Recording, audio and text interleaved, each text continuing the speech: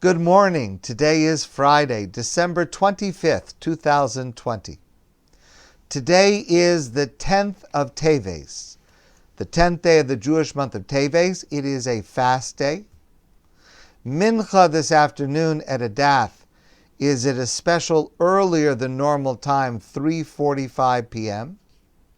And the fast ends when we make Kiddush tonight on Shabbos, Friday night. Last night we discussed the main reason for this fast day. This was the date that the Babylonian king laid siege around Jerusalem.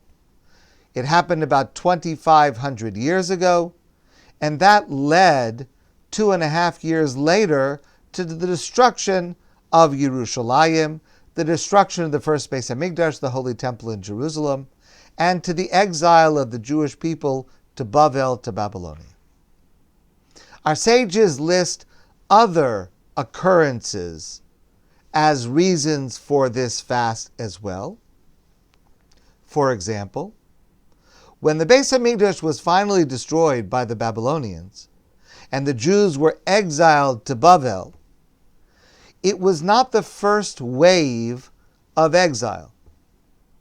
There had been a substantial exile of Jews to Bavel a number of years earlier, about 11 years earlier.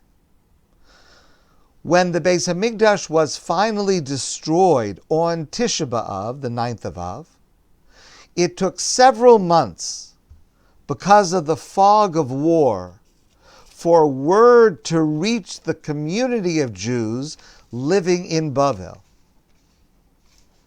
And the day that the Jewish community in Bavel learned that the Beis Hamikdash had been destroyed was the 10th of Tevet. That's the 10th of Tevet following Tisha B'Av. We say this in the Slichos that we said this morning. Ezkara matzok asher kara'ani. I shall recall the anguish that came to me. Seder Puranios Besoch Levavi Yavir, this chronicle of troubles burns within my heart. Bevo Elai Hapalit, Lemar Huksa Ha'ir. As the fugitive came to me in Bavel, came to the community in Bavel, and said, the city has fallen.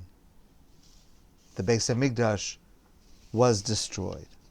So this day commemorates the negative impact of this event, the Churban, the destruction of the first Beis Hamikdash, on our national morale. It's the day we all began weeping in sorrow of what had happened. It's the day we found out this news. Just the shock and the horror of hearing about the Churban are reasons to commemorate the sadness of this day. However, it does seem that each of these reasons, events, number one, they happened at different times, different years. And it seems from the multiplicity of reasons our sages give for this fast day that none of them by themselves would be sufficient to ordain a fast day annually, lasting up until this year. And so we need to try to find a common denominator that joins all of these different elements so that we can understand why this, in fact, has the status of a national day of fasting and mourning. And I'd like to suggest, this was suggested by colleagues who wrote the Siddur produced by the RCA, Rabbinical Council of America,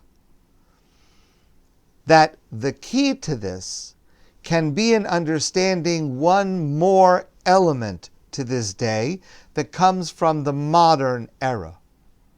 Of course, it's not a reason for establishing the fast day. The fast day was established millennia ago.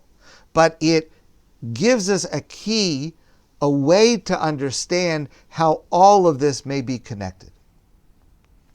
In the early days of the modern state of Israel, chief rabbis Yitzchak Halevi Herzog and Rabbi Ben Zion Uziel, the Ashkenaz and Sephardic chief rabbis of Israel, respectively, they established the 10th of Tevet, this day, this fast day, as a day for the recital of Kaddish for everyone who perished in the Holocaust whose actual date of death is not known.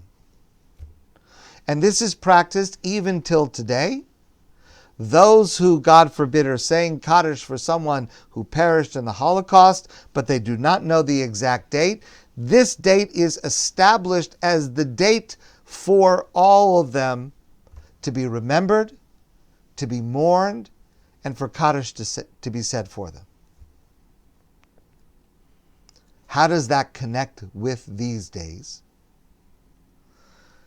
The Talmud tells us that the 10th of Tevet was the beginning of the era of Hester Panim, when God's face is hidden from us. The Torah tells us that there will be a time in the future when God will hide his face from us, when it will be as if we are not able to connect to God. Of course, that's not actually true. Of course, we can connect to God at all times, and of course, God hears our prayers at all times, but there are eras in our history where it doesn't appear that way, where it appears there is a barrier between us and God. We don't see God, we don't understand God, we don't hear God speaking to us, we don't see and experience God responding to our prayers all the time. Again, it's not true, but it is our experience. And that is foretold in the Torah as a period of Hester Panim, when God appears to hide his face from us. Says the rabbis in the Talmud, that period began with the 10th of Tevet. From the 10th of Tevet, with the laying of the siege around Jerusalem, which was really the noose around the neck of the temple, God's face was hidden. God's face was hidden on the day that Jews all over the world learned the news that the Beis Hamikdash had been destroyed, and their morale was just destroyed as well. And perhaps the greatest concealment of God's presence in our day is the Holocaust, a time when we looked for God and we did not see him, when we did not experience God watching out for us, protecting us. Where was God during the Holocaust? No one has an answer for that question, because it is only the most recent iteration of Hester Panim, God hiding his face from us. And that is what ties all of these events together. On the 10th of Tevet, we commemorate this negative era in our history. Of course, and if you think back to what I said last night in the name of the Zohar, of course, we hope that the era of God's hiddenness is coming to an end. And there are many, many signs that it is coming to an end. With the resurgence of Jewish life in Israel, the rebuilding of Jerusalem that we see, there are so many signs that the end of God's hiddenness is at hand. But it's not a straight line. And clearly this year, with COVID, is a setback where we do not see God protecting us. We do not feel God's presence as easily as at other times. And so today, the 10th of Tevet has particularly poignant meaning for us. But remember what I said last night. Today is a day to pray that this coming Tisha B'Av will no longer be a fast day and a sad day, but rather transformed into a holiday with the rebuilding of the Beis HaMikdash. That's our work today, to look forward to the removal of the wall of divine concealment and the end of Hester Panim, the return of Gilui Panim, the openness of God's face, the awareness of God's presence that we had in the past. When this fast day and the other fast days associated with the destruction of the Beis HaMikdash are transformed into days of celebration and joy. That is our prayer today. May it come soon. My friends, I wish you an easy fast.